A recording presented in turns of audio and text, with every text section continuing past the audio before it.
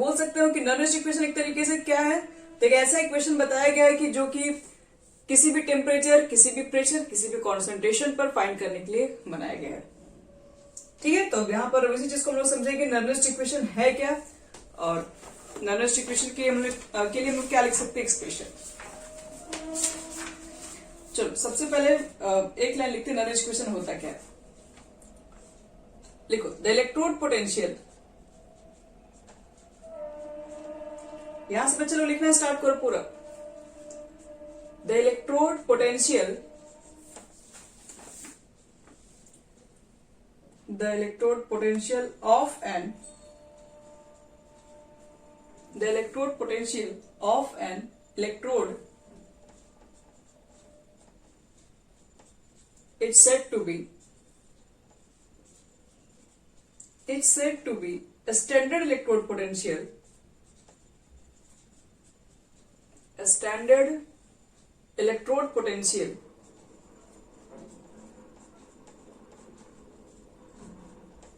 if it measured under a standard condition, under a standard condition,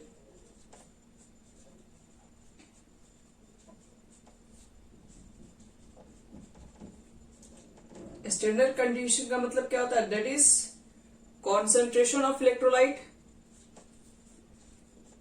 concentration of electrolyte is 1 molar and temperature is 298 kelvin.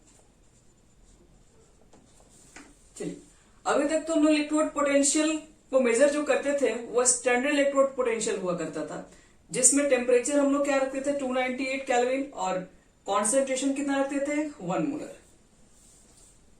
फिर से पैर change करेंगे। However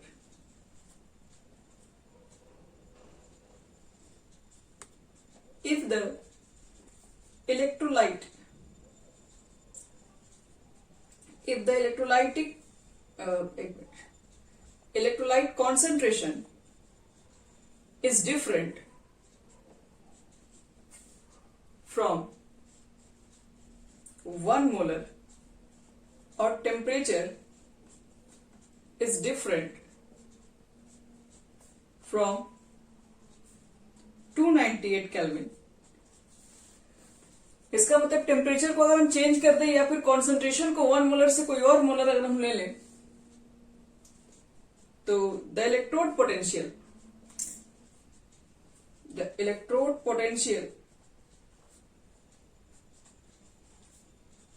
has a different value, has a different value, or the value is obtained from Nernst equation. This value is obtained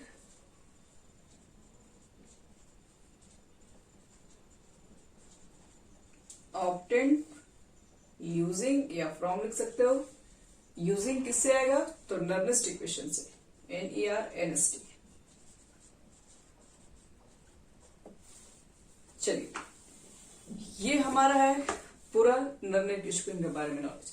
नर्निस्ट equation ने क्या किया कि electrode potential तो हमें तो पता है कि मेजर किया गया स्टैंडर्ड कंडीशन में टेम्परेचर और कॉन्सेंट्रेशन को फिक्स करके, लेकिन अगर इसमें से अगर कॉन्सेंट्रेशन अगर 1 मोलर से चेंज कर दें या टेम्परेचर 298 से चेंज कर दें, तो जाहिर सी बात है कि अब इलेक्ट्रोड पोटेंशियल भी चेंज हो जाएगा। तो वो इलेक्ट्रोड पोटेंशियल कैसे मेजर करें, तो नर्निस्ट के इक्वेशन को यूज करके मेजर करते हैं। अब नर्निस्ट का इक्वेशन क्या है, चलो उसको बता रहे हैं।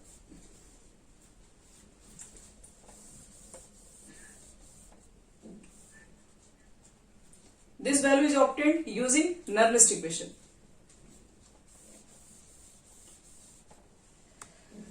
देखो बच्चे लोग, अब हम यहाँ पे एक रिएक्शन मानेंगे, उस रिएक्शन से हम क्या करेंगे, नर्निस्ट इक्वेशन को ऑब्टेन करेंगे और उसी इक्वेशन को यूज करके हम निकालेंगे इलेक्ट्रोड पोटेंशियल। फॉर एग्जांपल देखो, जैसे कि एग्जांपल ले रहे हैं, जैसे लेट अस कंसीडर, हमने मान लिया है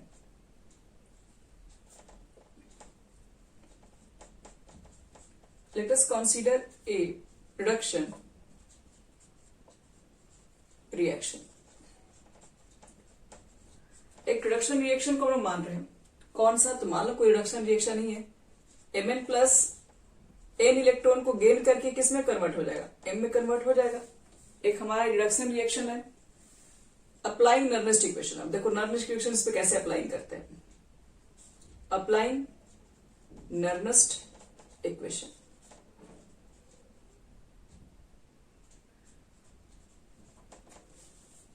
चलिए हम नर्नेस्ट इक्वेशन को इसके ऊपर कैसे अप्लाई किया गया है, तो E मतलब हो गया इलेक्ट्रोड पोटेंशियल, E नोट मतलब होता है बच्चे लोग स्टैंडर्ड इलेक्ट्रोड पोटेंशियल, जिसका फॉर्मूला होता है कैथोड माइनस सी एनोड, और माइनस RT बटे में NF ln, और यहां पर लिखते हैं कॉन्सेंट्रेशन M यानी कि प्रोडक्ट, और बटे में कॉन्सेंट्रेशन क्या रहता है, रिएक्टेंट का। बस यही है आपका।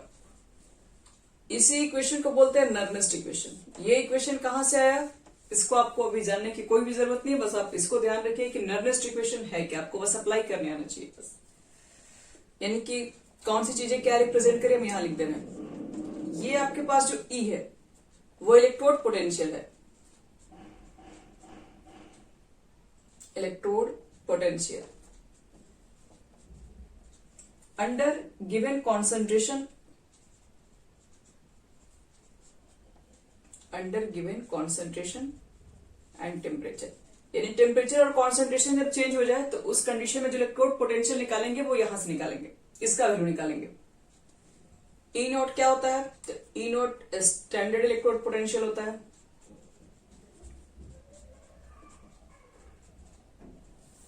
और इसका वैल्यू तो सबको मालूम है क्या होता है, ई कैथोड माइनस सी एनोड से निकालते हैं। आर होता है बच्चे लोग हमारा गैस कांस्टेंट, इसका वैल्यू फिक्स है। फिर हो गया आपके पास एफ, एफ होता है फैराडे कांस्टेंट, आर की वैल्यू में ही पुट कर दे रहे हैं 8.314 होता है joule kelvin inverse mole inverse. F होता है फैराडे कांस्टेंट जिसकी वैल्यू फिक्स है 96500 कूलम। और एन यहां पर क्या है, the number of electron, number of electron involved in the electrode reaction, involved in the electrode reaction, ये हो गया। इसमें कौन number of electron evolved in the electrode reaction,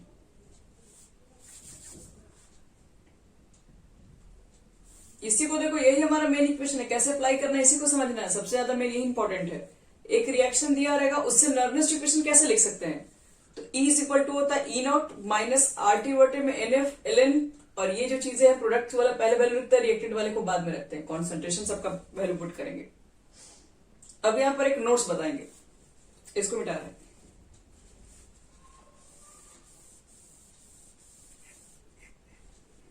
Faraday, Faraday constant नहीं लिखने के लिख दो, इसका वैल्यू होता है 1 फैराडे का वैल्यू होता है, कांस्टेंट है ना, तो कांस्टेंट है तो वैल्यू फिक्स होगा। ये हम लोग फैराडे ला पढ़ेंगे भी। हाँ अब बच्चे लोग यहां देखो, इसमें जो बता रहे हैं एक नोट याद रखिएगा, इसमें नोट्स फॉर प्योर सॉलिड, अगर आपके पास एक रिएक्शन के अंदर प्योर सॉलिड हो, मतलब रिएक्शन में कोई प्योर सॉलिड से रिएक्शंस करवा रहे हैं आप, या फिर प्योर लिक्विड हो,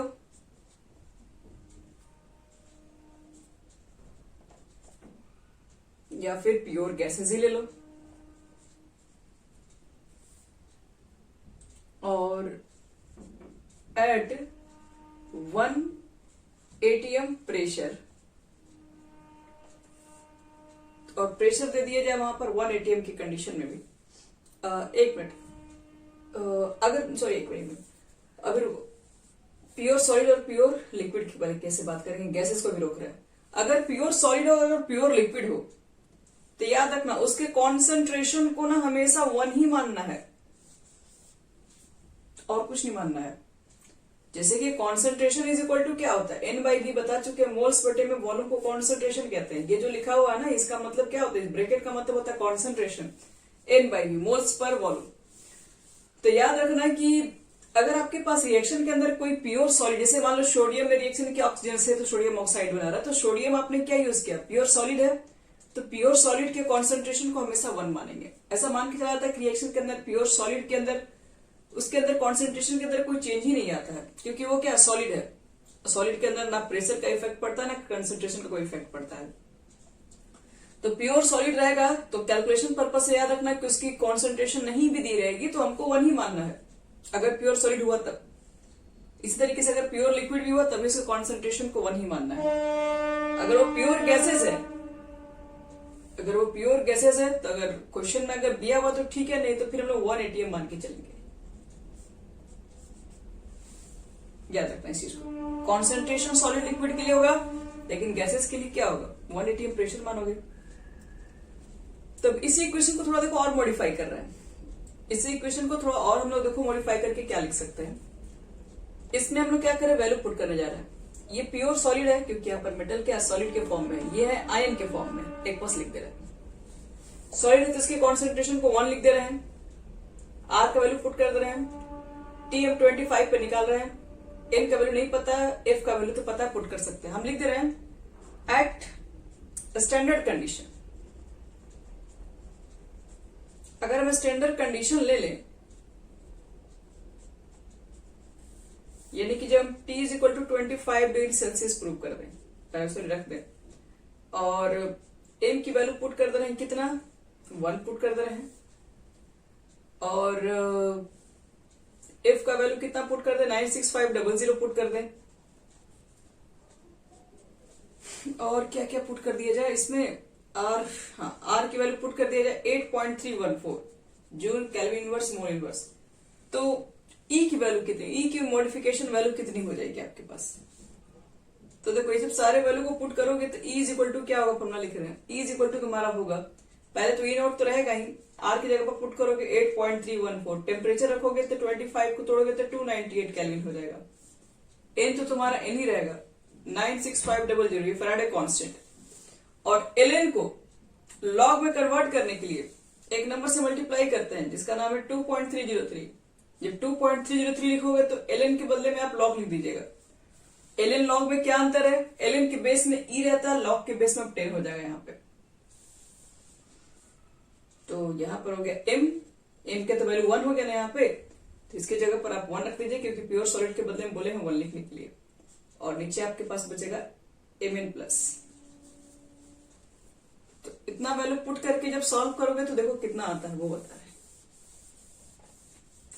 जो न्यू वैल्यू हमारा आएगा वो ई होगा, E is equal to E naught, और ये पूरा कैलकुलेशन को सॉल्व करोगे तो -0.0591 बटे में हो जाता है एन, लॉग 1 बटे में Mn प्लस है। ये हो गया हमारा नर्नेस्ट इक्वेशन।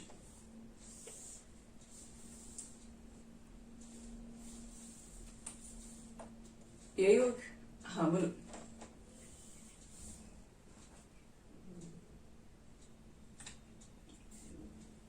एलन का लॉग लिखा हुआ है, लॉग ही है। चलो बच्चे लोग, अब हम आपको एक क्वेश्चंस के अकॉर्डिंग दे रहे हैं कि एक क्वेश्चन में इसको कैसे अप्लाई करेंगे। अभी तो ये एक इलेक्ट्रोड रिएक्शन है, वो भी हाफ सेल लिख रहे हो, हाफ सेल रिएक्शन है क्योंकि अभी रिडक्शन लिए हो सकता है ऐसे भी रिएक्शन आपको मिल जाए जिसमें ऑक्सीडेशन भी हो रहा है, रिडक्शन भी हो रहे हैं, तो उस रिएक्शन को कैसे अप्लाई करेंगे नर्नेस्ट इक्वेशन, आओ दिखा रहे कैसे कैसे नर्नेस्ट इक्वेशन अप्लाई करते हैं।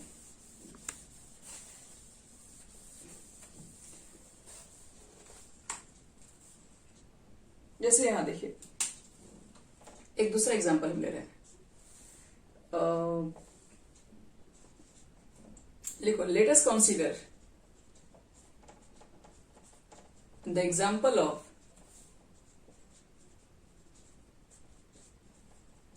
Daniel cell.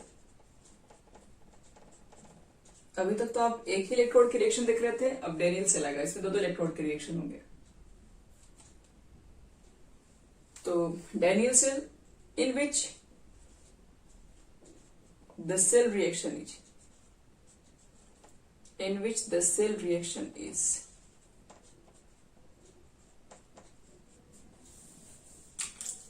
चलो इसको समझते हैं।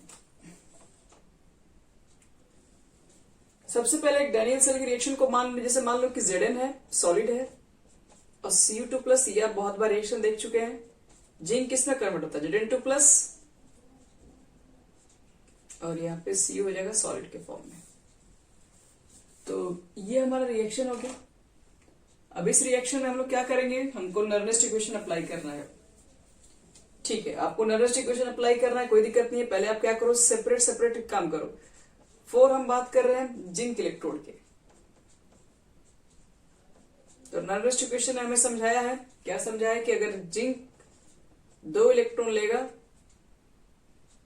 नहीं 2 इलेक्ट्रॉन लेगा नहीं, 2 इलेक्ट्रॉन को लॉस करेगा, तो अब जाके पहुंच जाएगा किधर, तब जाके वो Zn2 प्लस बनाएगा। तो इसको इलेक्ट्रॉन को यहां ना लिख के हम यहां भी लिख सकते हैं। एक मिनट, इसको ऐसे लिख दो, Zn2 प्लस 2 इलेक्ट्रॉन को गेन करके Zn में कन्वर्ट हो जाएगा। हम इसके रिडक्शन को लिख दिए, रिडक्शन रिएक्शन को लिख दिए। तो जिंक 2 इलेक्ट्रॉन को gain, zinc 2 plus ion 2 electron को गेन करके जिंक में कन्वर्ट होगा। और इस कंडीशन में अगर हमें नर्नेस्ट इक्वेशन अप्लाई करना है तो वो कैसे करेंगे? तो नर्नेस्ट इक्वेशन अप्लाई करना था Zn2 प्लस से Zn, यहां लिख देना applying Nernst equation is equal to, यहां पर E0 था, Zn2 प्लस से Zn की वैल्यू माइनस कितना था 0.0। आप RT बटे में NF भी लिख के काम कर सकते हैं, वो भी चल सकता है, वही हम लिख दे रहे हैं। RT बटे में क्या था NF, और N की जगह पर चेक करोगे तो यहां पर वैल्यू दिख रहा है 2, आप 2 रख सकते हैं। Ln फिर क्या होता है, ये वाला वैल्यू को बोले थे ऊपर रखने के लिए, रख दो, और आयन वाले वैल्यू को नीचे रखने के लिए। ये हम अप्लाई कर दिए नर्नेस्ट इक्वेशन जिंक के लिए। अब इसी तरीके से मान लो कि कॉपर के लिए भी अप्लाई कर सकते हैं, फॉर कॉपर इलेक्ट्रोड। तो लिख देना पहले फॉर कॉपर इलेक्ट्रोड, इसके लिए भी अप्लाई करो।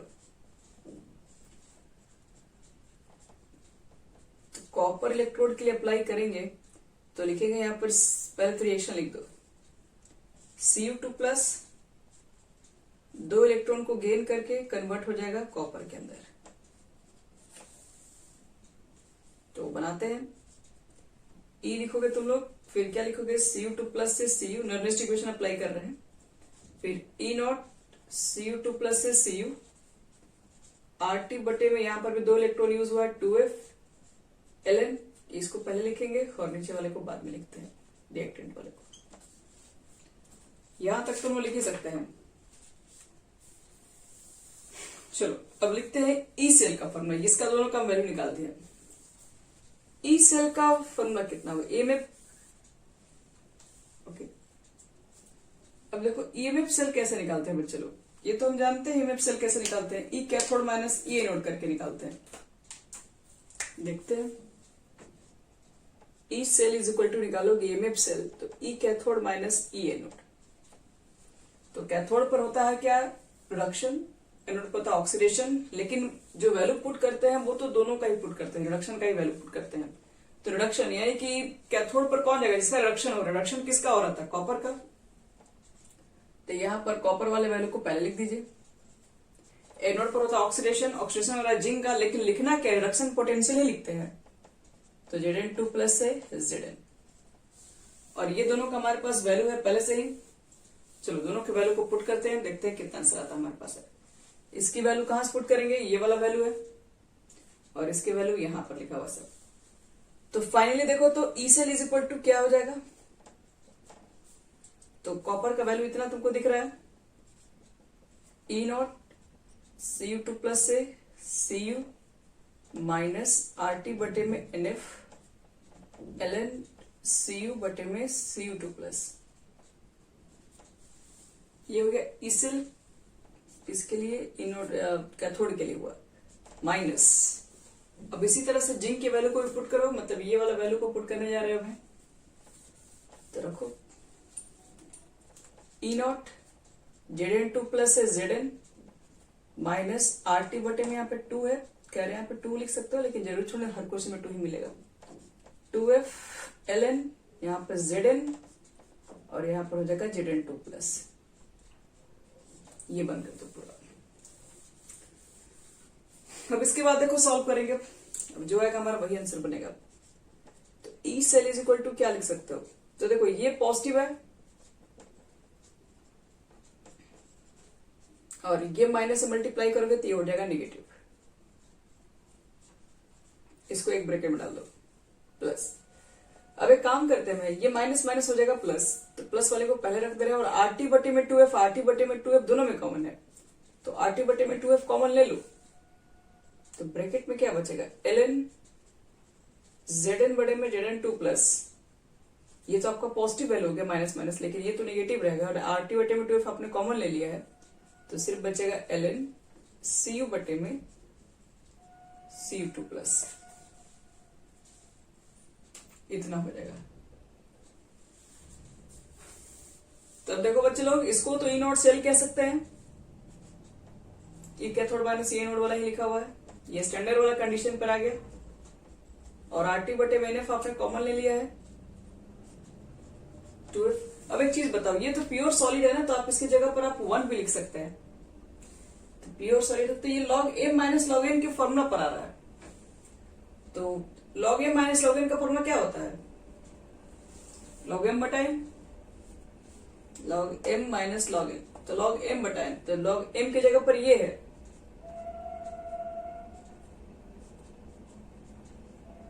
log m, और इसके बटे में ये लिखोगे, तो ये जब बटे में लिखोगे तो नीचे वाला सबसे ऊपर आ जाएगा, तो इसके नीचे में सबसे पहले क्या है, ये ऊपर लिख दोगे, और ये बाद में लिख देना नीचे कॉपर।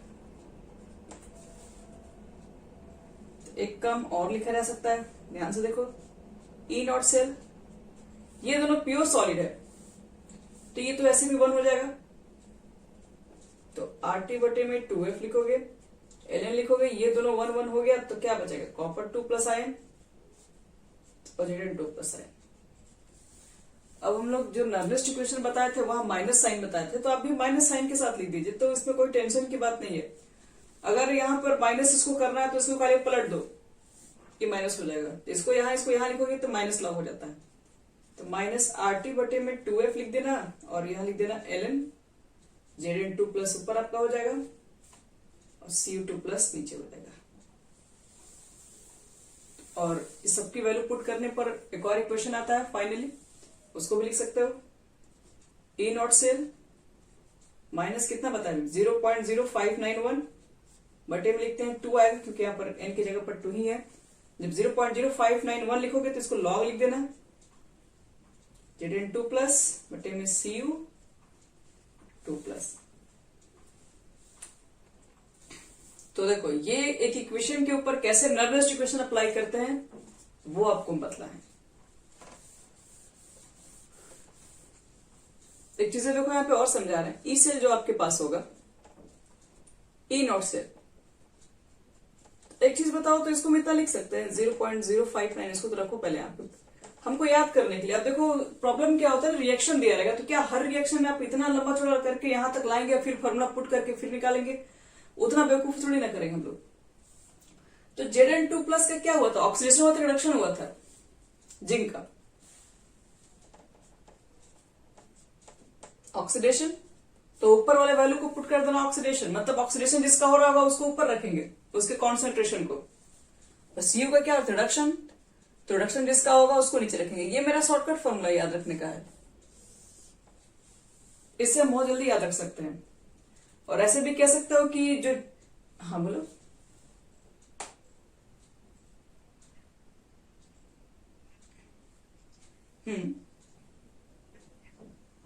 यहाँ पे वैल्यू सबका पुट किया तब ना इतना हुआ है, ये यहां से वैल्यू यहां तक रखा गया है, आर का, टी का, एफ का, लॉग का, तब ना इतना आया है। कैलकुलेशन पीछे किए थे ना अभी हम, तो वही है।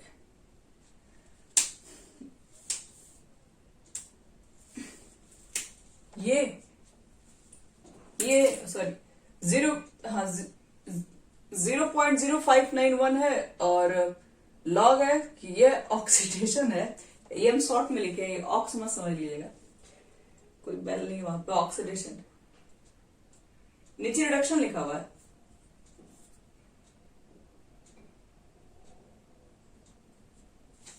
जीरो 0.0591 बटे में n। अच्छा सॉरी, ये n नहीं होगा, ये 2 हो जाएगा। तो आप 2 भी लिख सकते हो ना। अब आपके पास एक जनरल रिएक्शन के अंदर कोई जरूरी नहीं कि वहां 2 ही इलेक्ट्रॉन होंगे, इसलिए जनरल रिएक्शन लिखे हमने।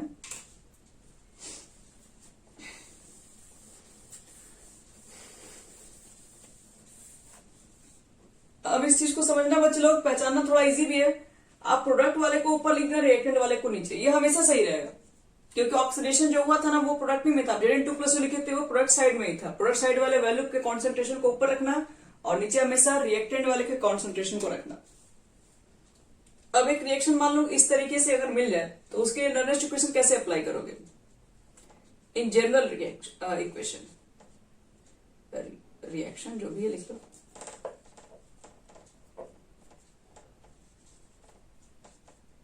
देखो एक जनरल रिएक्शन लेते हैं हमें, AA BB XX YY। तो इसके लिए अगर मुझे नर्नेस्ट इक्वेशन अप्लाई करना है तो क्या लिखें? तो अप्लाइंग नर्नेस्ट इक्वेशन। देखो अगर नर्नेस्ट इक्वेशन अप्लाई करना है तो पहले लिखना पड़ता है E cell is equal to E naught cell minus 0.0591 बटे में n लिखोगे, लॉग भी लिखोगे। अब ऐसे रिएक्शन का क्या करें?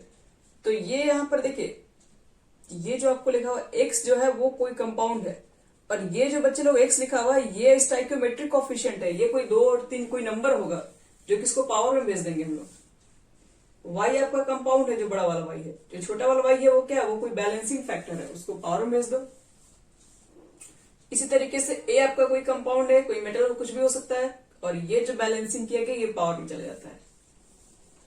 मतलब किसी तरह का अगर आपको कभी ऐसा इक्वेशन मिल जाए जिसमें बैलेंसिंग किया हुआ है कोई भी टर्म, तो वो जो बैलेंसिंग टर्म है वो बस पावर में भेज देंगे। तो उस कंडीशन में नर्नेस्ट इक्वेशन ऐसे अप्लाई किया जाता है।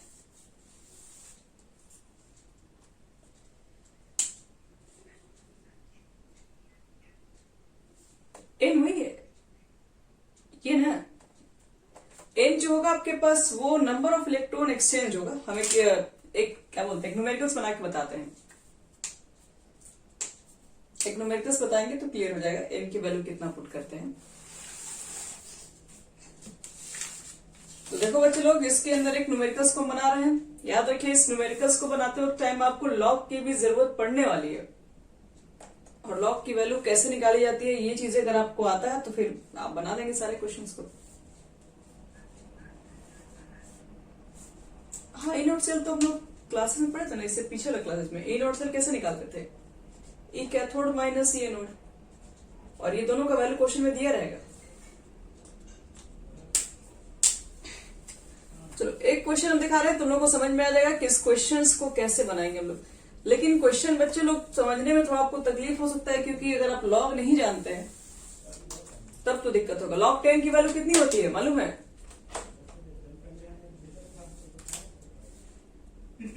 लॉग 10 की वैल्यू होती है 1। हाँ।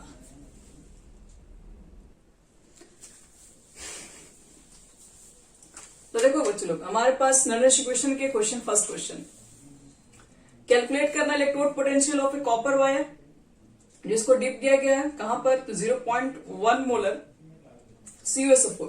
ध्यान रखिए ये 0.1 है।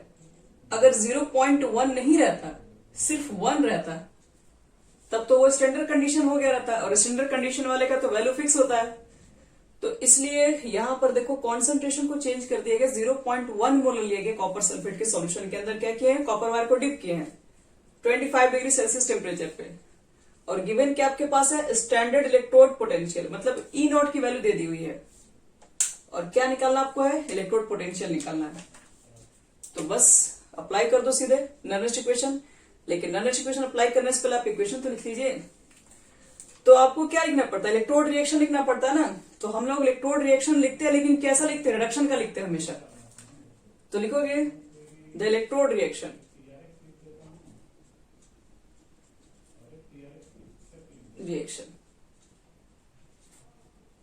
इज क्या होगा, Cu2 प्लस, याद रखना रिडक्शन को लिखना है, 2 इलेक्ट्रॉन को गेन करके किस में कन्वर्ट कर रहा होगा, Cu के अंदर। Cu सॉलिड है और Cu प्लस तो एक्वस में होगा। अब यहां पर अप्लाई करो तो Nernst equation, applying Nernst equation, तो क्या बताया गया था, E cell is equal to कितना लिखोगे, ई नॉट सेल।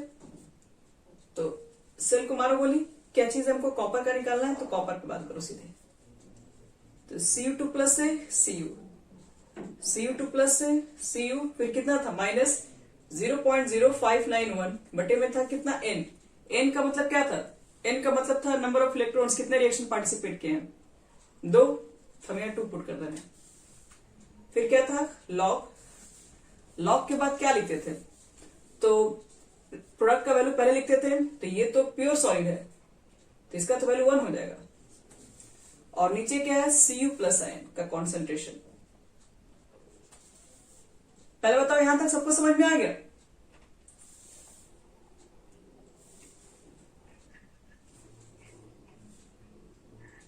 और ये जो रिएक्शन में पार्टिसिपेट करता है, इलेक्ट्रॉन कितना हो रहा है इस रिएक्शन में, कितना ले रहा है, 2 ले रहा था, 2 लिख देंगे, ठीक है ना। यहाँ पे देख रहे हो ना, ये जो आप तोड़ रहे हैं, Cu2 प्लस का मतलब क्या हो गया, अब कॉपर की वैलेंसी आपके पास क्या होती है, 2 ही होती है, आप देखेंगे। तो Cu2 प्लस 2 इलेक्ट्रॉन को गेन करके Cu में कन्वर्ट होगा। हमको हमेशा रिडक्शन रिएक्शन ही लिखना, ध्यान रखना। तो जितने इलेक्ट्रॉन पार्टिसिपेट करोगे रिएक्शन के अंदर, उसी को बोलते हैं N की वैल्यू। तो यहां देखो तो इसकी वैल्यू कितनी दी हुई है, E not Cu2 plus Cu, मतलब standard reduction potential of copper 0.34, 0.0591 लिखो, बटे में 2 लिखो, या लॉग लिखोगे, यहां 1 लिखोगे, लेकिन नीचे क्या लिखोगे, तो कॉन्सेंट्रेशन चाहिए किसका, Cu2 प्लस का। तो देख लो क्वेश्चन में दिया हुआ होगा, Cu2 प्लस का मतलब क्या है, कॉपर सल्फेट है। तो कॉपर सल्फेट का देखो तो कॉन्सेंट्रेशन कितना है, यहां पढ़िए, हाँ 0.1 लिखिए, इस पॉइंट को हटाइए, ऊपर लिखिए भेजिए 10 log 10, और log 10 की वैल्यू सबको मालूम होती है कितना होता है। बाकी चीजें नहीं पता करो, लेकिन log 10 अब देख के नहीं आएगा आपको, वो आपको याद ही होना चाहिए। log 10 की वैल्यू होती है 1, तो ये हो जाएगा 1। अब इसको सिर्फ सॉल्व कर दोगे, अब जो आएगा यही आंसर बन जाएगा। तो सॉल्व करने पर आ जाएगा आपका 0.31045 वोल्ट, हो गया answer.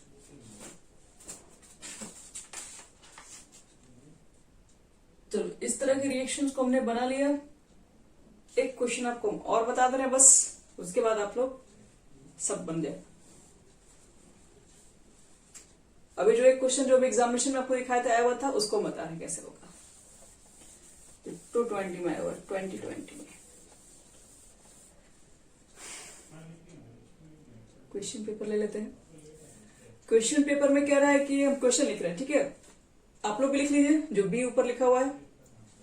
If at 25 degree Celsius, if at 25 degree Celsius, comma, the standard EMF of the cell, the standard EMF of the cell कितना है नहीं पता, लेकिन रिएक्शन दिया हुआ है Zn2 प्लस का कॉन्सेंट्रेशन कितना है 1 molar salt bridge. Cu2 plus का कॉन्सेंट्रेशन है 0.1 मोलर, फिर Cu लिखा हुआ है, सॉलिड है, और इज 1.3 वोल्ट। क्या फाइंड करना है, calculate EMF of the cell, calculate EMF of the cell. चलो अब हटा रहे हैं, अब अभ्यास देखिएगा।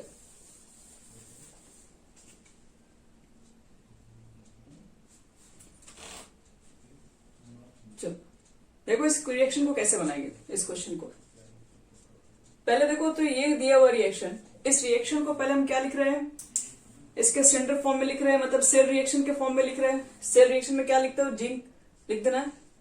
The given cell reaction is, देखो जिंक का हो रहा है क्या, ऑक्सीडेशन, तो जिंक को लिख दो Zn2+ में आयन में। कॉपर का रिडक्शन, तो Cu2+ किस में कन्वर्ट हो रहा होगा, Cu के अंदर। ये चीजें तुम्हें पता है पहले से भी। यहां लिख देना सॉलिड हो गया, Cu2+ है तो एक्वस के फॉर्म में होगा।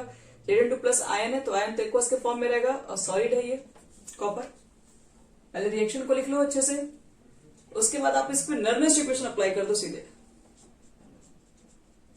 अप्लाइंग नर्नेस्ट इक्वेशन, तो देखो नर्नेस्ट इक्वेशन अप्लाई करोगे तो क्या लिखोगे, ई सेल मतलब एफ सेल निकालने के लिए क्या रहा है, is equal to E naught cell 0.0591, क्योंकि देखो 25 डिग्री सेल्सियस टेम्परेचर है तो हम इतना डायरेक्ट पुट कर सकते हैं। अगर 25 नहीं रहता तो फिर हम लोग को टेम्परेचर वॉल अपना यूज करते हैं जिसमें आरटी लिखा हुआ था। तो खैर सारा क्वेश्चन आपको 25 पे मिल जाएगा, टेंशन की कोई जरूरत नहीं है। अब इस रिएक्शन को बनाने में हम लोग देखते हैं दो इलेक्ट्रॉन ऊपर नीचे कैंसिल करते हैं, तो यहां पर एन की वैल्यू 2 ही पुट करेंगे, लॉग रखोगे और क्या बताएंगे आपको, प्रोडक्ट साइड वाले वैल्यू को कॉन्सेंट्रेशन को पहले लिखते हैं। इसके कॉन्सेंट्रेशन में देखो बता रहा है ये तो हो जाएगा 1 क्योंकि प्योर सॉलिड है, तो सिर्फ Zn2+ के कॉन्सेंट्रेशन यहां होंगे और नीचे रखोगे Cu2+ के कॉन्सेंट्रेशन।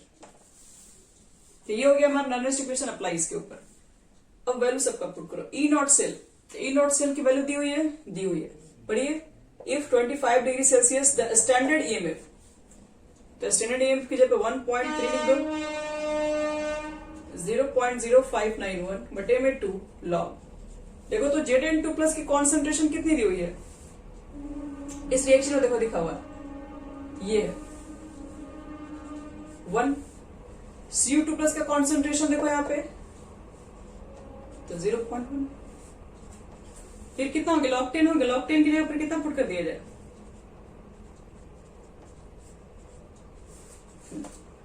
अब इसको सॉल्व कर लेंगे हम लोग। इसको सॉल्व करने के बाद अब जो आएगा बच्चे लोग ये आपका काम है, सॉल्व कर लीजिएगा, जो आएगा वही हमारा आंसर हो जाएगा। तो देख लो क्वेश्चन कोई हार्ड क्वेश्चन नहीं है, क्वेश्चन इजी रहता है न्यूमेरिकल्स में, बस आपको लॉजिक होनी चाहिए कि कैसे अप्लाई करेंगे नर्नेस्ट इक्वेशन।